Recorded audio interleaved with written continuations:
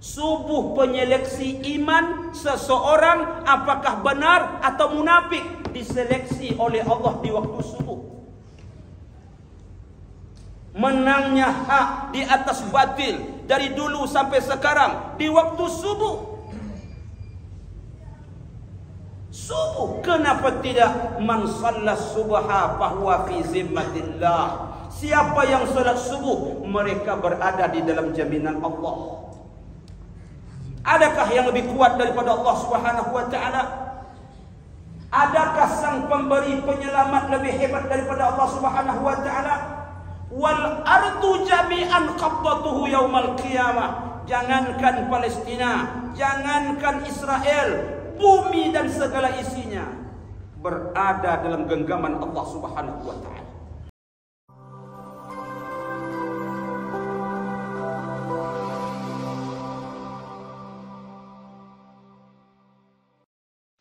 Assalamualaikum warahmatullahi wabarakatuh.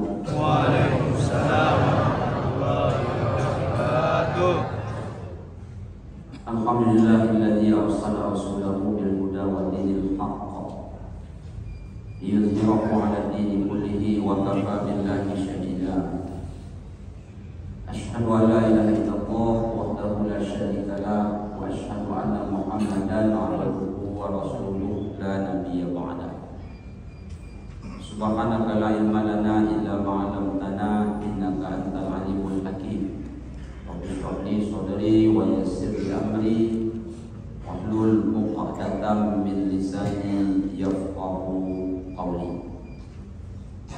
Qala Allah Ta'ala fil Qur'anil Karim, a'udzu billahi minasy syaithanir rajim. Wa lan tarda ankal yahud wa lan nasara hatta tattabi'a millatahum. Al-ayat.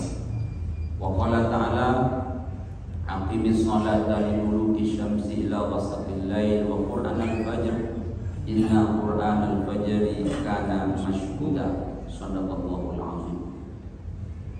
Yang kita muliakan dan semoga dimuliakan oleh Allah Ta'ala Bapak Ketua Pengurus GSSB Bapak Haji Joni Virgo bersama seluruh sahabat-sahabat pengurus GSSB Ujung Batu yang kita muliakan dan semoga dimuliakan oleh Allah Ta'ala.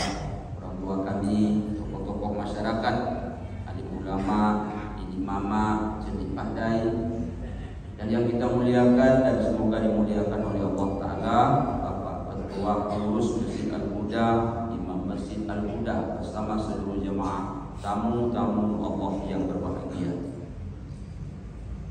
Terlebih dahulu mari kita memuji Allah Ta'ala. Kita ucapkan alhamdulillahirabbil alamin serta bersyukur kita kepada Allah Ta'ala dengan cara perintah-perintah yang kita kerjakan, larangan-larangan yang kita tinggalkan. Begitu syukur yang sebenarnya. Mudah-mudahan Allah berikan kepada kita nikmat berlimpah barokah dan semoga kita senantiasa mendapatkan keridhaan dari Allah Ta'ala. Amin ya rabbal alamin. Mari kita perbanyak pula salawat serta salam. Allahumma salli ala sayyidina Muhammad wa ala ali sayyidina Muhammad. Kita mohonkan kepada Allah Ta'ala semoga selalu dilimpahkan kepada Nabi Muhammad sallallahu alaihi wasallam. Harapan kita dengan banyaknya kita bersolawat, semoga syafaatnya dengan izin Allah Ta'ala kita peroleh nantinya di hari kiamat.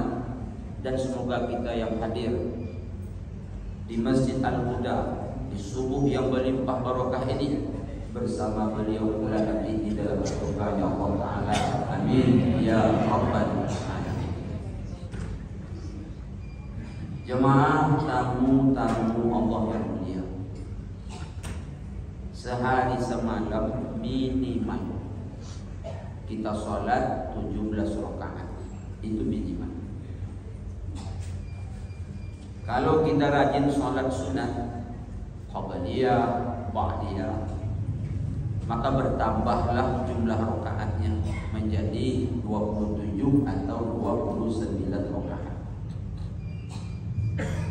Kemudian ada pula jemaah yang rajin mungkin sholat sunat duha, ditambah pula dengan salat sunat tahajud, maka bisa jadi jumlah rakaatnya 30, 40 atau sampai 50 rakaat. Setiap rakaat demi rakaat di dalam salat kita wajib membaca surah Al-Fatihah. Tak sah salat kita kalau tidak membaca surah Al-Fatihah. Surah Al-Fatihah yang kita baca setiap kali salat, di dalamnya ada doa. Apa doa yang terdapat di dalam surah Al-Fatihah itu? Ihdinas siratal mustaqim, siratal ladzina an'amta 'alaihim ghairil maghdubi 'alaihim waladdallin. Tunjukkanlah kepada kami ya Allah jalan yang lurus. Jalan yang lurus itu adalah jalan yang telah Engkau karuniakan nikmat kepada mereka, bukan jalan orang yang dimurkai, bukan pula jalan orang yang sesat.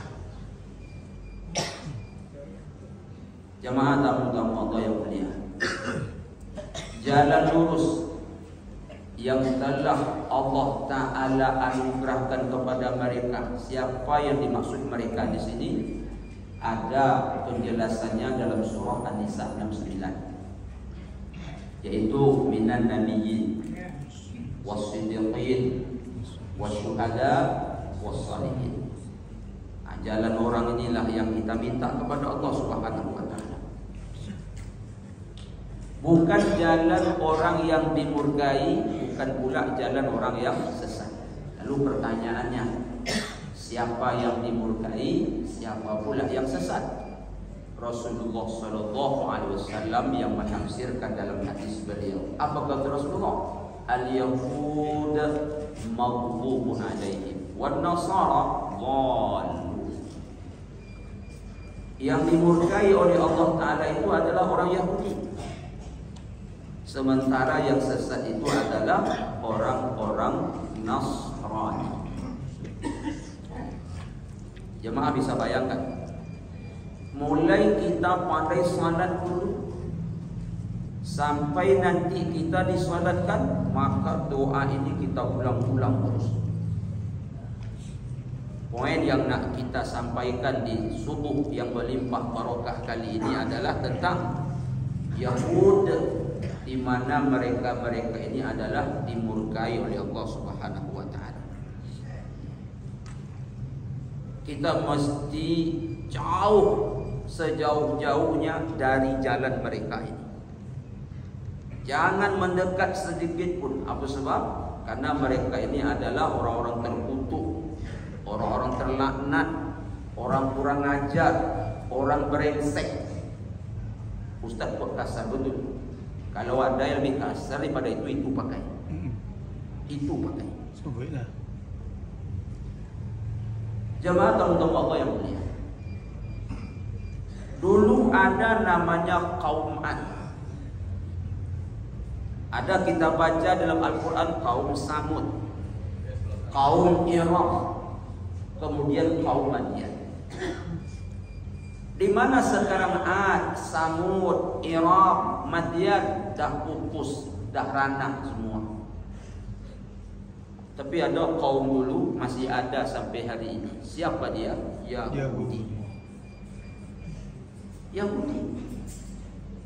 Adanya Yahudi sampai hari ini bukti kalau hadis Nabi Muhammad SAW itu memang luar biasa. Apa luar biasanya? Prediksi beliau itu sangat-sangat tepat. Kenapa tidak? Karena kaum muslimin, kaum muslimat, tamu-tamu Allah yang mulia, beliau berbicara bukan sekehendak nafsunya, tapi berdasarkan bimbingan wahyu kepadanya. Lalu apa hadis yang kita maksud? Hadis sahih riwayat Imam Muslim dari Abu Hurairah radhiyallahu anhu. Apa kata Rasulullah sallallahu alaihi wasallam? La taqumu sa'ah hatta yuqatilal muslimuna al-yahud fayaqtuluhumul muslimun hatta yahtabi al-yahud min wara'il hajar wasyajar. Fayaqulu syajar awil syajar awil hajar, ya muslim, ya abdallah, haza yahudiyyu khalbi fata'al faqtul illal gharqad fa innahu min syajaril yahud. Rasulullah SAW bersabda, tidak akan terjadi hari kiamat, kata baginda Rasulullah SAW, sehingga orang-orang Islam nanti memerangi orang-orang Yahudi. Mereka orang Yahudi diperangi, dibunuh oleh kaum muslimin. Lalu mengapa orang Yahudi itu mereka lari menyelamatkan diri? Kemana mereka berlari menyelamatkan diri? Ada di sebalik batu, ada yang berlindung di sebalik pohon. Dengan izin Allah Subhanahu wa taala, maka batu dan pohon tempat mereka berlindung menyembunyikan diri berbicara atas izin Allah. Apa kata batu? Apa kata pohon? Wahai orang Islam, wahai hamba Allah, ini Yahudi di belakangku, kemarilah, segeralah bunuh dia. Ilal warqat, kecuali yang tak menyebutkan Yahudi sedang berlindung di sebaliknya, yaitu pohon warqat. Apa sebab? Karena kata Rasulullah, pohon warqat itu pohon Yahudi. Jamaah, maka berdasarkan hadis ini pahamlah kita, Palestina yang sekarang sedang dibombardir oleh Yahudi, terkutuk, kurang ajar, brengsek, bukti benarnya hadis Nabi Muhammad SAW. Dan perlu digarisbawahi, Rasul bukan mengatakan Palestina lawan Israel, tapi muslimin lawan Yahudi. Dan hebatnya ketika pohon atas izin Allah bisa bicara, batu atas izin Allah bisa bicara, maka batu dan pohon juga berkata, wahai hamba Allah, wahai orang Islam. Dia bukan ngomong wahai Palestina, bukan itu kata dia. Jamaah, ketahuilah, orang Yahudi itu saja yakin dengan hadis ini. Apa bukti mereka yakin dengan hadis ini? Di Israel, bahkan di sebahagian daerah Palestina, mereka sudah tanam pohon ini sebanyak-banyak. Karena mereka yakin inilah pohon yang akan melindungi mereka. Dan menurut paham mereka, yang sifatnya hanya mitologi, tak ada teori, tak ada di situ konsep yang benar menurut akal, mitos. Apa kata mereka? Di akhir zaman nanti turun Mesias, sang penyelamat Yahudi. Kapan Mesias itu turun? Kalau Israel dan Palestina itu sudah menghijau oleh karena pohon warqat.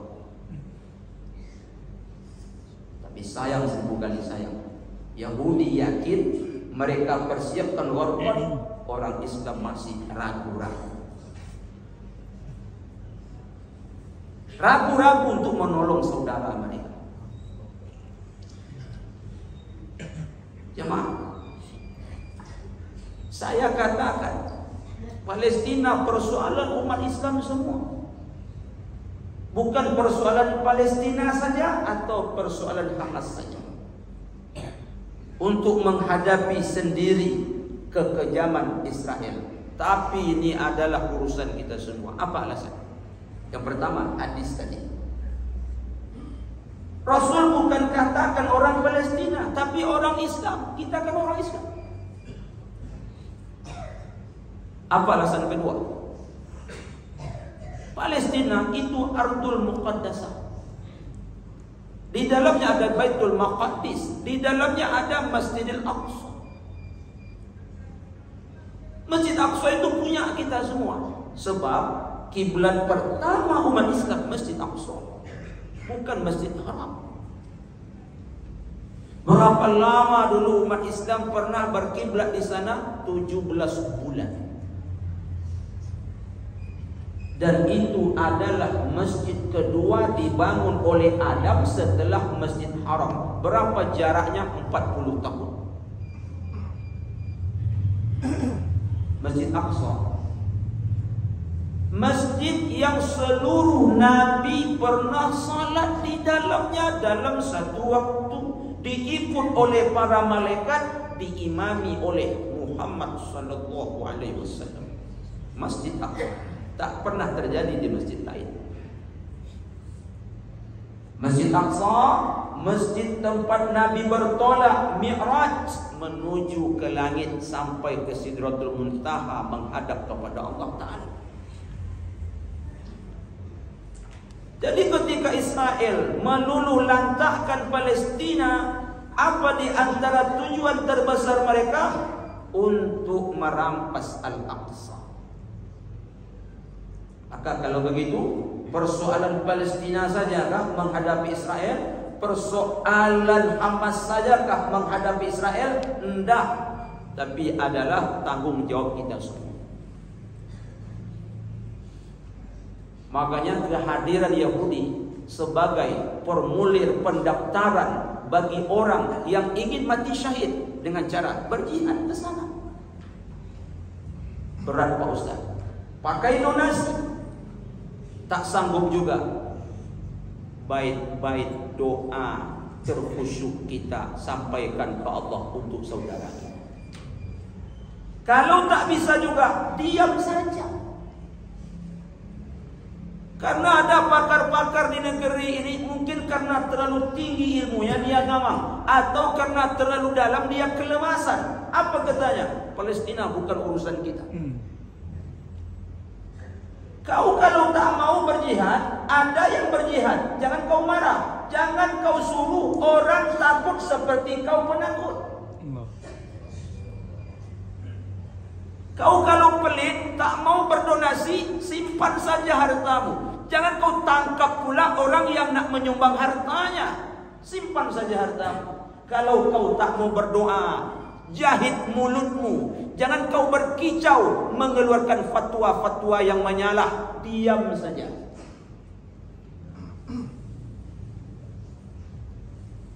Jemaah tamu-tamu Allah, kenapa kita takkan sedih? Kenapa kita takkan iba? Hari ini hari ke-23. Palestina dibombardir oleh Israel laknatullahi alaihim ajma'in. Berapa korban sampai hari ini? 6.546 orang yang sudah mereka bantai. Mereka tak sportif. Kenapa kita katakan tak sportif? Yang dibunuhnya kaum perempuan, orang tua, anak-anak, tentara. Taklah beberapa orang mereka bunuh. Lalu kaum muslimat yang berbahagia, yang terbaring di rumah sakit, kekurangan tenaga medis, kekurangan obat, rumah sakit pun mereka bom. Berapa saudara kita yang di sana? 17.449 orang. Lalu yang tertimbun rumah mereka, yang tertimbun oleh apartemen, berapa jumlahnya? 15.000 orang. Maka kalau ada yang berkata ini bukan urusan kita, tapi urusan Palestina, urusan Hamas, mungkin hati orang ini telah singgah ke dalam hatinya, hati-hati orang Yahudi. Tak ada lagi rasa iba. Jemaah, Yahudi ini manusia aneh. Kenapa saya katakan aneh? Yahudi itulah agama, itulah suku, itulah politik. Tak sama dengan bangsa-bangsa lain, termasuk bangsa Indonesia. Kita orang Jawa, agama Islam. Kita orang Melayu, agama Islam. Kita orang maju agama Islam, tapi tidak dengan orang Yahudi. Yahudi itu agama, itu nama sukunya, itu politiknya. 3 in 1. Dan Yahudi jamaah tak mengenal yang namanya Yahudisasi. Tak sama dengan Kristen jamaah, ada namanya Kristenisasi. Apa itu Kristenisasi? Orang Kristen ngajak orang Islam masuk Kristen. Itu namanya Kristenisasi. Murtad saudara kita. Tapi kalau Yahudi tak ada Yahudisasi. Jemaah, coba tengok bendera Israel. Warnanya putih. Ada garis biru di atas, ada garis biru di bawah. Di antara 2 garis ada bintang segi 6. Apa makna garis biru di atas? Sungai Nil. Apa makna garis biru di bawah? Sungai Efrat. Apa maknanya? Mulai Afrika sampai Asia itu Ardul Mau'ud atau Ardul Mi'ad, bumi yang telah dijanjikan untuk kami. Maka jangan heran Israel dulu tak ada, cuma diberi oleh Inggris ketika menjajah Palestina. Haram mereka tinggal di situ. Tapi sekarang kenapa mereka makin besar, Palestina makin kecil? Ketahuilah, mereka akan membangun di situ Israel Raya, mulai Nil sampai Efrat, Asia dan Afrika. Itu bumi kami. Dan itu hanya mitologi yang dibuat-buat, tapi mereka yakin. Kita ada Al-Quran, ada hadis, masih ragu. Mereka cuma paham yang dibuat-buat, begitu yakinnya mereka. Buktinya hari ini. Lalu menurut paham mereka, setelah nanti dikuasai mulai Nil sampai Efrat, seluruh Yahudi yang ada di dunia ngumpul di sana. Dan ketika mereka membawa seluruh Yahudi ngumpul di sana, itu pun mereka seleksi. Siapa yang benar-benar Yahudi? Yang Palestina tak diterima. Yang boleh tinggal di sana cuma Yahudi, asli Yahudi. Apa sebab? Selain kami adalah keledai tunggangan. Kami Sya'bul Mukhtar. Kamilah bangsa pilihan. Kamilah manusia yang sebenarnya. Selain kami, siapa mereka? Keledai tunggangan. Mereka bekerja sama dengan sebahagian negara Eropa, tapi hanya untuk menyampaikan hasrat mereka. Kalau bukan Yahudi, bukan manusia menurut mereka. Yang manusia itu cuma kami, Sya'bul Mukhtar. Maka tak heran kita melihat orang Palestina sekarang tak dianggap manusia oleh mereka, dibuat seperti binatang, bergelimpangan bangkai-bangkai kaum muslimin, kaum muslimat di sana.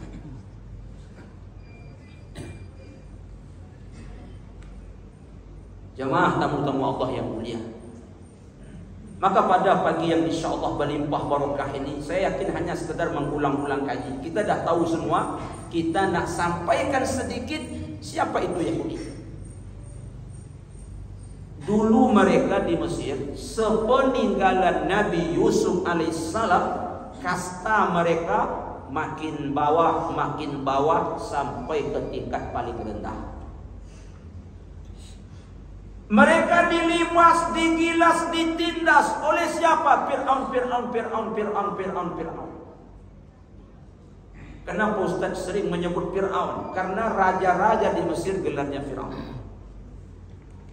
Dan mereka tertindas selama 300 tahun.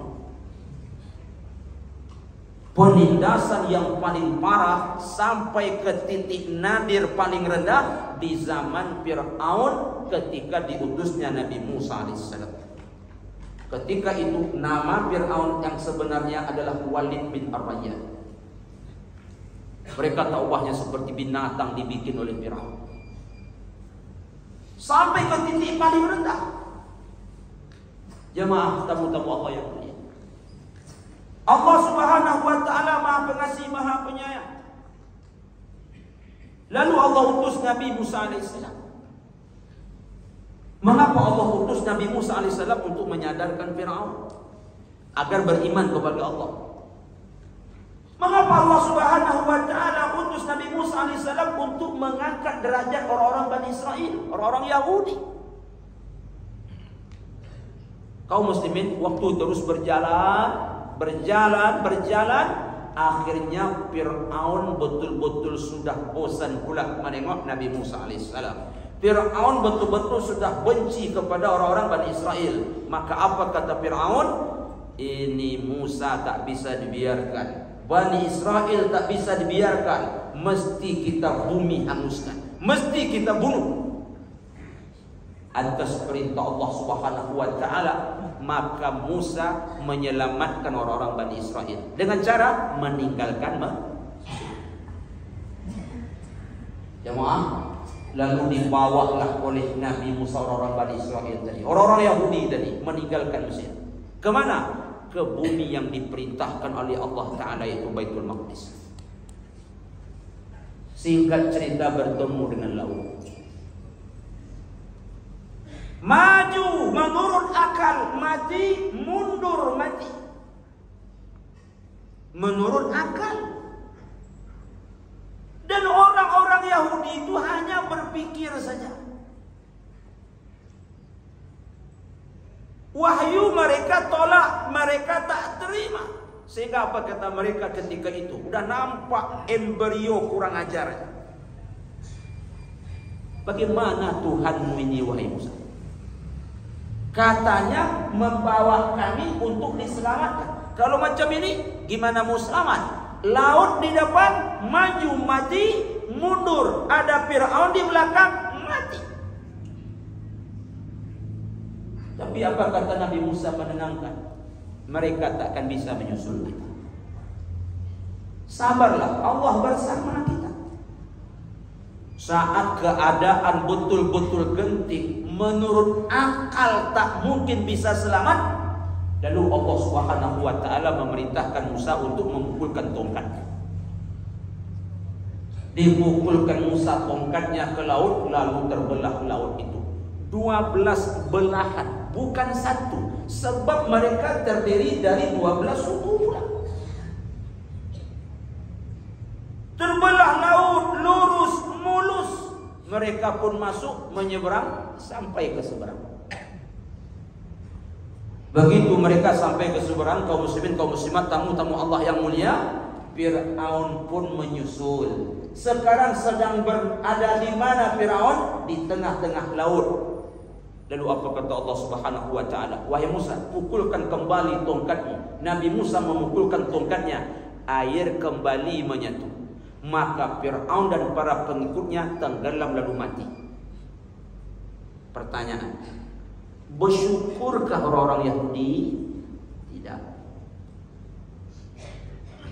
Harusnya mereka menyungkur sujud di atas lumpur. Biarlah berlumpur-lumpur muka untuk memanjatkan rasa syukur yang tinggi kepada Allah Ta'ala. Jika perlu mereka peluk-peluk Nabi Musa, mereka cium-cium Nabi Musa. Apa sebab? Tak teringat oleh mereka ditindas sama Fir'aun. Lalu Allah selamatkan mereka dengan cara dibelah laut. Mereka selamat. Takkah mereka melihat yang menindas mereka dahulu di mana sekarang? Di dalam laut yang mati tenggelam. Harusnya bersyukur. Tapi dasar kurang ajar, terlaknat, terkutuk, mereka tak bersyukur.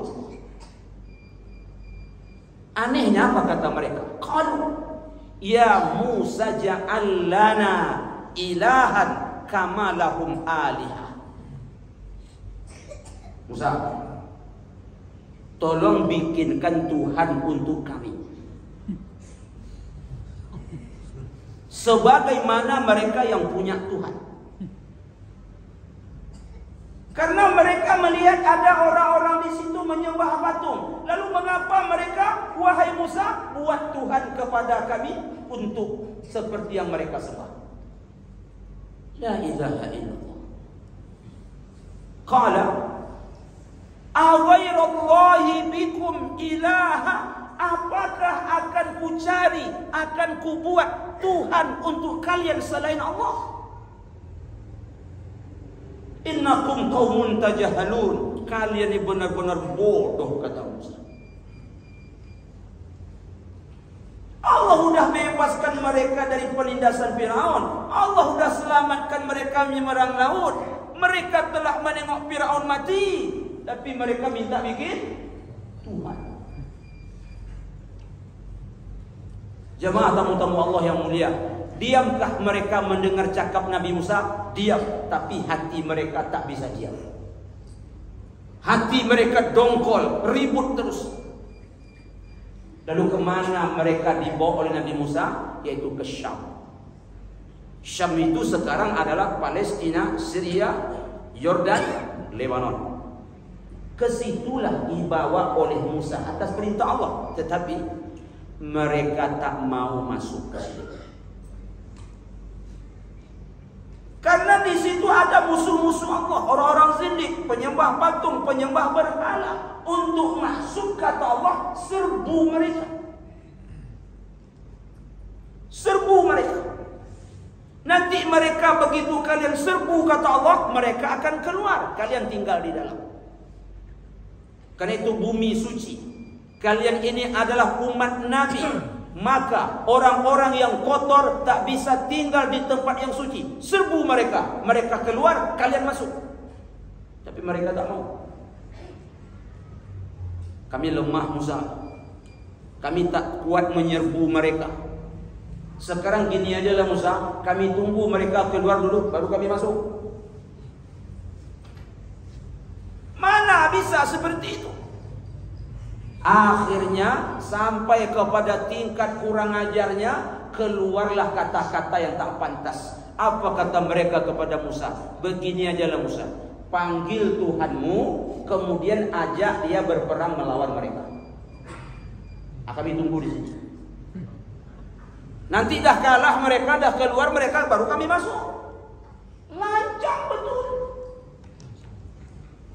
Disuruhnya Musa memanggil Allah Ta'ala, lalu Musa dan Allah perangi mereka. Begitu maksudnya. Nanti dah keluar, kami baru masuk. Allah hukum mereka. Apa hukuman yang Allah Subhanahu wa Ta'ala berikan kepada mereka? Allah sesatkan mereka di bumi Ati Sinai selama 40 tahun. Jadi mengapa mereka Ustaz selama 40 tahun itu mutar-mutar aja? Tidak tahu kemana arah nak dituju, mutar-mutar. Mereka lapar, mereka haus. Kalau malam dingin, kalau siang kepanasan. Jemaah, Allah Maha Pengasih, Maha Penyayang. Lalu Allah Subhanahu wa Ta'ala ketika siang hari menaungi mereka pakai awan. Wa zallalna 'alaikumul ghamam. Jadi mereka tak kepanasan ini. Setelah Allah naungi pakai awan sehingga mereka tak kepanasan lagi, cukup sampai di situ? Enggak. Wa anzalna 'alaikumul manna wassalwa. Allah turunkan pula manna dan salwa dari langit. Bahkan ada ulama menafsirkan ayat ini adalah makanan surga. Apa itu manna? Sejenis madu turun dari langit seperti embun turun di waktu pagi. Mereka tinggal ambil di pepohonan, bahkan tak mau ngambil, mengango aja masuk manna itu ke mulut mereka. Bayangkan. Salwa, burung gemuk, dagingnya enak. Burung itu bukan terbang lari ketika mereka kejar, justru burung itu terbang mendatangi mereka. Mereka tinggal tangkap, sembelih, lalu masak, kemudian makan. Bersyukurkah mereka? Nah. Lalu apa kata mereka?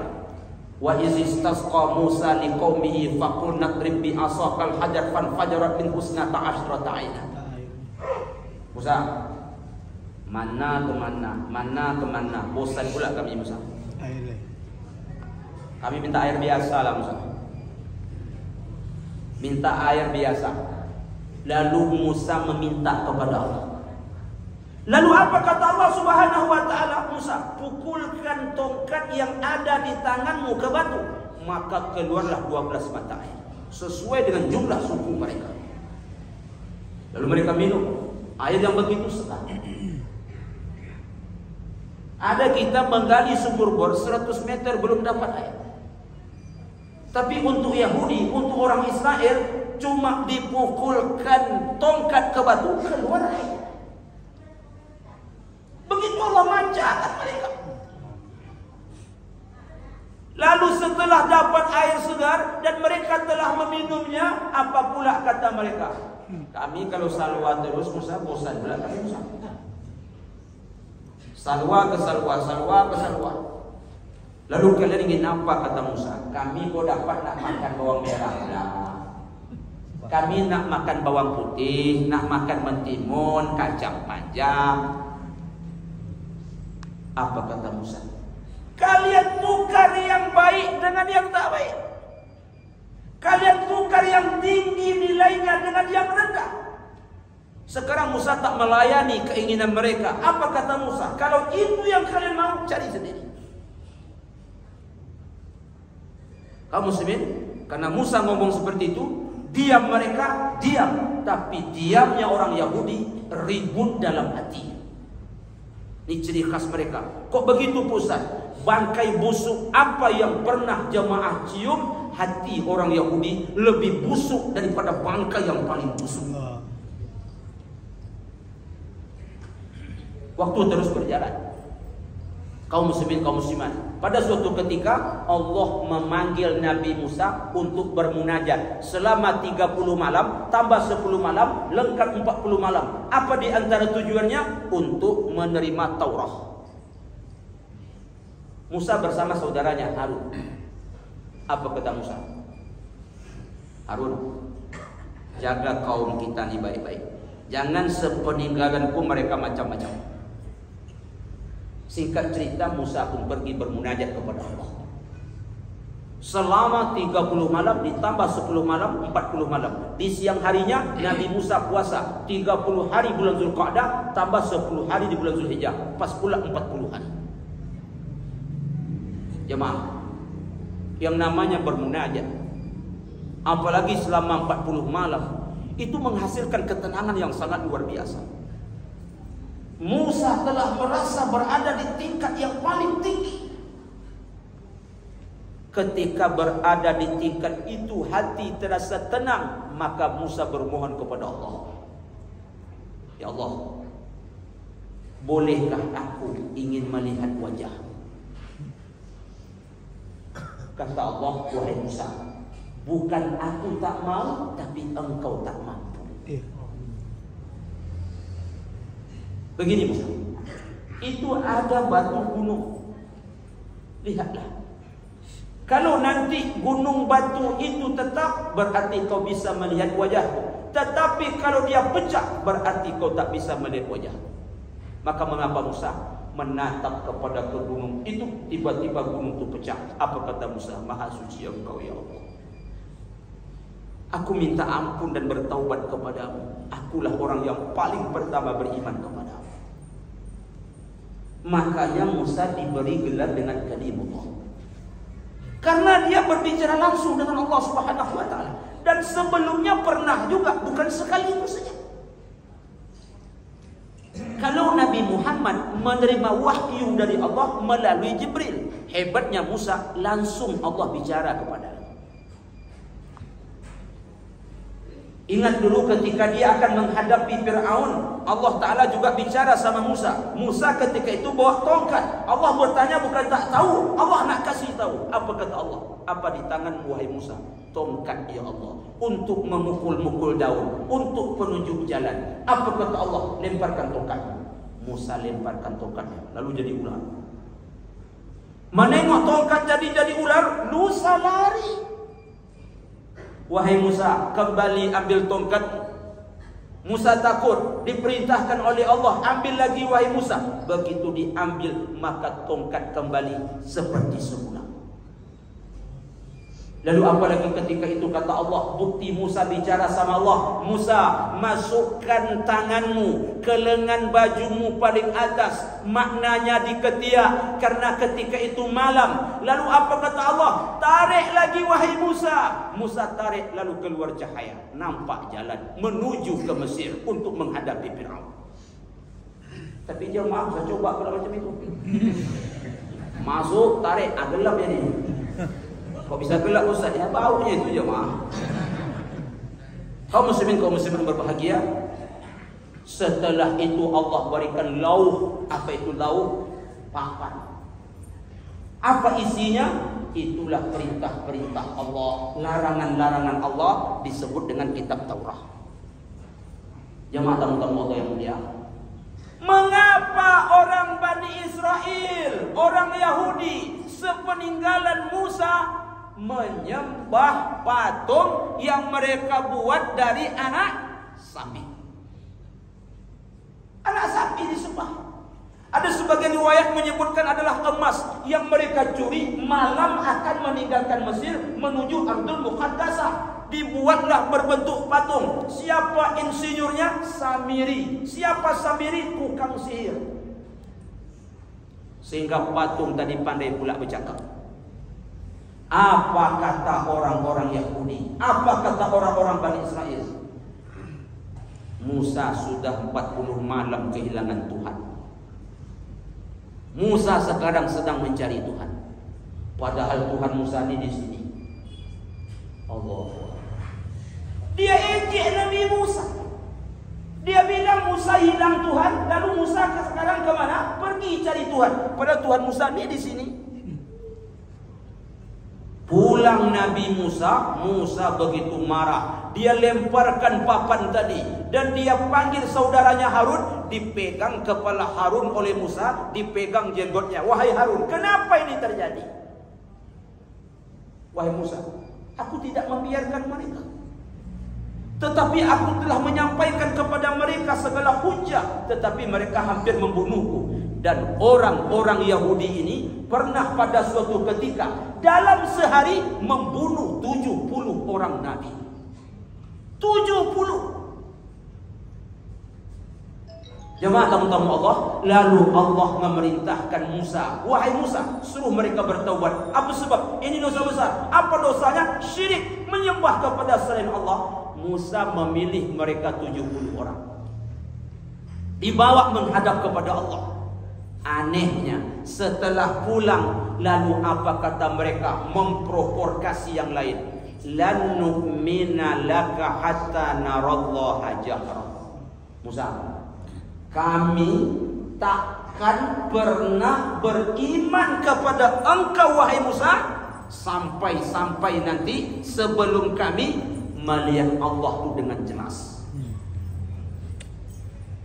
Musa saja yang bersih hatinya, nak menengok Allah tak bisa. Ini ada orang hatinya lebih busuk daripada bangkai yang paling busuk, nak nengok Allah lebih tak bisa lagi. Karena ini terlalu lancang, Allah tak suka, Allah hukum mereka. Apa pula hukumannya sekarang? Allah tembak mereka pakai petir, Allah sambar mereka pakai halilintar, mampus mereka. Setelah mereka ditembak pakai petir, disambar pakai halilintar, mampus, Allah hidupkan lagi. Ada ayatnya Ustaz, ada. Apa bunyi ayatnya? Tsumma ba'asnakum min ba'di mautikum la'allakum tashkurun. Setelah mereka mati, Allah hidupkan lagi. Agar apa? Mereka mau bersyukur. Bersyukurkah mereka? Tidak. Jemaah ni kalau mati nanti, bukan nanti ya maksudnya, besok-besok lah. Nanti pula, yo ni dah nanti ke dosa. Kapan kita hidup lagi jemaah kalau kita dah mati? Di akhirat. Idza as-samaa'u fatarat wa idzal kawakibun tatharat wa idzal biharu fujirat wa idzal quburu bu'thirat. Jadi kita Kita kalau mati kapan hidup? Nanti bangkit dari kubur. Kapan kita bangkit dari kubur? Ketika kiamat sudah tiba. Siapapah manusia yang pernah mati di dunia ini, belum datang kiamat, tapi Allah sudah hidupkan lagi? Yahudi. Tapi berimankah mereka? Tidak. Mengapa? Makin parah. Apa parahnya mereka? Taurat yang dijemput Allah kepada Musa untuk pegangan hidup, mereka robah-robah. Sampai-sampai diangkat oleh malaikat Jibril gunung, dilemparkan ke mereka. Makanya malaikat yang paling tak mereka suka malaikat Jibril, karena pernah angkat gunung kepada mereka. Setelah itu siapa lagi yang tak mereka suka? Nabi Musa. Yang paling tak mereka suka siapa? Allah Subhanahu wa ta'ala. Yang mereka suka cuma satu saja, malaikat Mikail. Apa sebab? Mikail tukang bagi-bagi rezeki. Memang kurang asam betul Yahudi. Kaum muslimin setelah diangkat gunung, dilemparkan ke mereka. Takut mereka, berubah mereka? Tidak, makin parah. Apa buktinya? Hari Sabat, hari untuk beribadah. Begitu syariat untuk mereka, pergi pula mereka menangkap ikan di hari itu. Lalu singkat cerita, Allah kutuk mereka menjadi kera. Berubah dan sadarkah mereka? Tidak. Kalau begitu Ustaz, kapan mereka takut dan sadar? Menunggu masjid-masjid kaum muslimin penuh setiap subuh seperti subuh ini. Itu bukan hadis, tapi ini pengakuan mereka. Ada Perdana Menteri Israel tahun 1969, namanya Golda Meir. Apa kata mereka? Kita wahai orang-orang Israel tak pernah takut kepada siapapun kecuali kepada kaum muslimin, di mana mereka salat subuh mereka seperti Jumat mereka. Saya katakan ini bukan hadis, tapi ini perkataan orang-orang Yahudi itu sendiri. Perdana Menteri mereka Golda Meir namanya, dia menjabat di tahun 1969. Seorang ustaz kondang di Amerika dari Indonesia, Ustaz Syamsi Ali. Dia lama hidup di tengah-tengah komunitas orang Yahudi. Pada suatu ketika saat ada acara lintas agama, ada dua tokoh Yahudi saat tampil. Apa kata mereka kepada orang-orang Yahudi di Amerika? Tengok betul umat Islam sholat Jumatnya. Awasi mereka. Sempat mereka sholat Jumatnya banyak, ini bahaya buat kita. Tapi apa kata tokoh yang satu? Sambil ketawa kata Ustaz Syamsi Ali, jangan kau risau terhadap umat Islam tentang sholat Jumat mereka. Betul juga yang dibilang. Karena ada jemaahnya yang lambat datang. Khatib dah naik, dia baru datang. Begitu duduk langsung tidur. Apa isi khutbah terserahlah di situ. Tak perlu risau. Jadi apa katanya? Tak perlu risau. Mereka datang lambat sampai di masjid tidur. Apa kata khatib? Terserahlah. Kapan mereka bangun? Pas salat. Salatnya merayau-rayau, mengacau-ngacau. Apa kata tokoh yang kedua? Kita mesti waspada terhadap mereka, bukan salat Jumatnya, tapi ketika subuh mereka seperti Jumat mereka. Nah, di situ baru babak belur kita. Seorang syekh di Yordania, saya katakan ini bukan hadis, tapi ini fakta. Mengapa syekh tadi? Dia berdakwah di Palestina. Ketika itu ada seseorang, ketika syekh dakwah zuhur, dia masuk. Ketika syekh dakwah asar, dia masuk. Ketika syekh dakwah maghrib, isya, dia masuk. Ketika syekh dakwah subuh, dia masuk. Dengan cara persuasif begitu lunak lembut, maka syekh berhasil berbicara dengan dia, berkenalan dengan dia. Engkau siapa? Saya tentara Israel. Mengapa kau masuk terus? Melihat keadaan jamaah subuh mereka. Sudahkah seperti Jumat mereka? kaum muslimat, saudaraku rahimakumullah, begitu takutnya mereka kalau kita bersatu. Karena mereka sadar mereka cuma kecil, kita banyak. Tapi mereka kecil solid, kita banyak berpecah. Maka mereka tak takut. Kaum muslimin, kaum muslimat, saudaraku rahimakumullah, dulu Umar bin Khattab menaklukkan Baitul Maqdis. Coba baca sejarah di waktu subuh. Salahuddin Al-Ayyubi membebaskan Baitul Maqdis. Coba baca baik-baik di waktu subuh. Ingatkah kaum Lut, pelaku LGBT, Allah luluh lantakkan negeri mereka, diangkat ke langit, sampai-sampai gonggongan anjing mereka didengar oleh makhluk langit, sampai-sampai malaikat lari terberit-berit, dan Allah campakkan bumi Lut ditimpa pakai batu di waktu subuh. Kaum Ad, kaum Imran, kaum Su'aib, kapan Allah lantakkan? Di waktu subuh. Di subuh ada kemenangan. Subuh penyeleksi iman seseorang, apakah benar atau munafik, diseleksi oleh Allah di waktu subuh. Menangnya hak di atas batil dari dulu sampai sekarang di waktu subuh. Subuh, kenapa tidak? Man sallas subha fahuwa fi zimmatillah. Siapa yang salat subuh, mereka berada di dalam jaminan Allah. Adakah yang lebih kuat daripada Allah Subhanahu wa taala? Adakah sang pemberi penyelamat lebih hebat daripada Allah Subhanahu wa taala? Wal ardu jami'an qabdatuhu yaumal qiyamah. Jangankan Palestina, jangankan Israel, bumi dan segala isinya berada dalam genggaman Allah Subhanahu wa taala. Subuh adalah menyeleksi kita.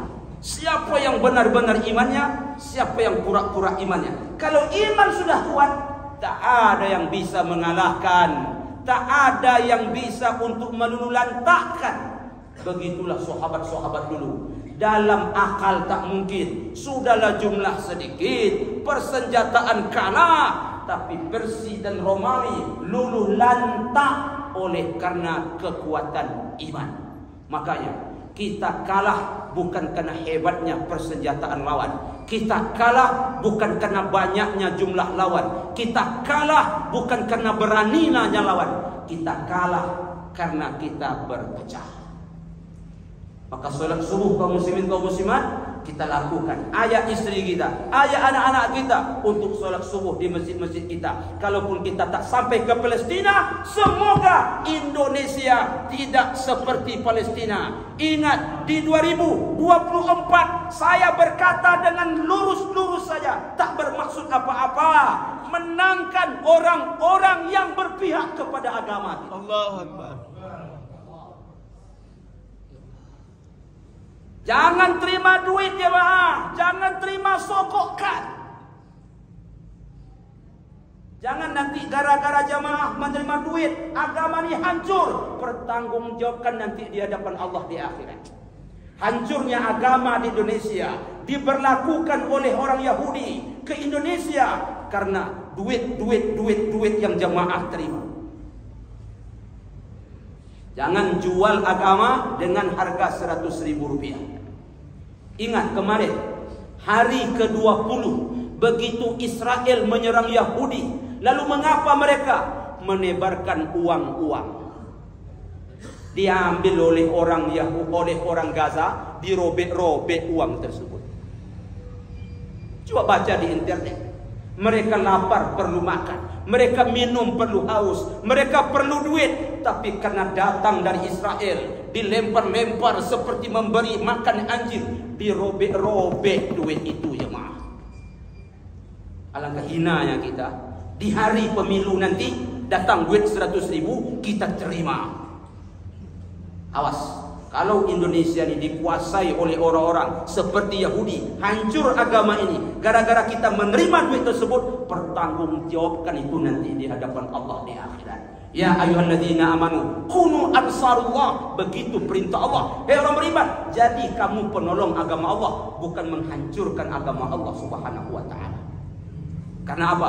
Di tangan penguasa ada semuanya, termasuk persoalan agama. Jemaah tamu-tamu Allah yang mulia, semoga yang sedikitnya ada manfaat untuk saya dan untuk kita semua.